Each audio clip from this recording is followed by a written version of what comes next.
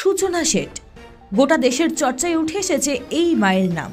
নিজের হাতে তিনি 4 বছরের সন্তানকে খুন করেছেন বলে অভিযোগ। খুন করার পর ব্যাগে মৃত সন্তানকে ভরে তিনি গোয়া ত্যাগ করেছিলেন। সেই মা সূচনার আদি বাড়ি কিন্তু এই কলকাতাতে, তবে তিনি বড় হয়েছিলেন চেন্নাইতে। কলেজ জীবনটা তিনি কলকাতাতেই কাটিয়েছেন। বাংলার সঙ্গে তার কার্যত শেকড়ের যোগ। সূচনা শেঠ 2 বছর ধরে বার্কম্যান ক্লেইন সেন্টারে অ্যাফিলিয়েট হিসেবে কাজ করেছেন। বস্টনে এআই এবং মেশিন লার্নিং এর নীতিশাস্ত্র এবং পরিচালনায় অবদান রেখেছেন তিনি। দ্য মাইন্ডফুল এআই ল্যাব প্রতিষ্ঠার আগে সূচনা শেঠ বেঙ্গালুরুর বুমেরাং কমার্সের একজন সিনিয়র ডেটা সায়েন্টিস্ট ছিলেন। সূচনার বাবা হলেন একজন অবসরপ্রাপ্ত ব্যাংক কর্মী। বাস্তবিকই গোটা পরিবার একেবারে বিপর্যস্ত অবস্থা। 2021 সালে সূচনার মা মারা যান। তখন কলকাতায় এসেছিলেন তিনি। সেই সময় স্বামী সন্তানও এসেছিলেন। তার বাসী জানিয়েছেন সেই সূচনার মধ্যে সেই সময় কোনো অস্বাভাবিকতা দেখা যায়নি। তখন সবাই স্বাভাবিক ছিল।